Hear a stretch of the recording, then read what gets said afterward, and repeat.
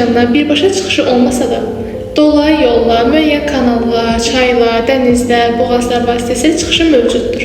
İlk öncə qeyd etməliyik ki, Xəzər dənizinin 3 okeana çıxışı var.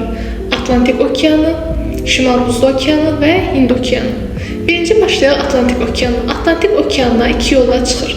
Birincisi qeyd edək ki, Xəzər dənizi, aşağıda baxaq, Xəzər dənizi, Volqa çayı, Volqa-Don kanalı, Don çayı, Azov dənizi, Kerç boğazı, daha sonra Qaradəniz, Bosfor boğazı, Mərmərə dənizi, Dardanel boğazı və Egey dənizi. Egey dənizindən də Aralıq dənizindən çıxıb, oradan da Cəbəli Tariq boğazı ilə Atlantik okeanına çıxır. Bu oldu birinci yol. İkinci istiqamət.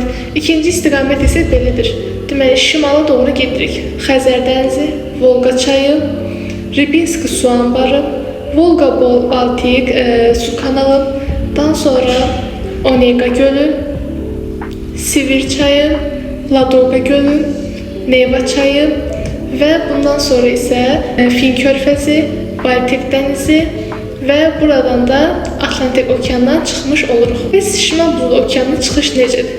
Şimal Buzlu okeanına çıxış isə yenə başlayırıq. Xəzər dənizi, Volqa çayı, Ribinski su anbarı, Volqa-Baltik kanalı, Onega gölü,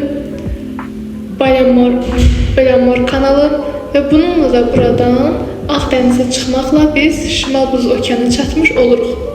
Və sonuncu Hind okeanı. Hind okeanına çıxanda isə biz Xəzər dənizindən bayaq qeyd etdiyimiz Aralıq dənizinə həmin yola gedirik və lakin oradan Cəbəli Tariq boğazı ilə çıxmırıq.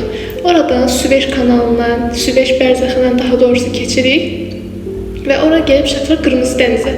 Qırmızı dənizdən də Bab-el-Məndəb boğazı, daha sonra Ədən körfəzi ilə Hind okeanına çatmış oluruq. Bu qədər.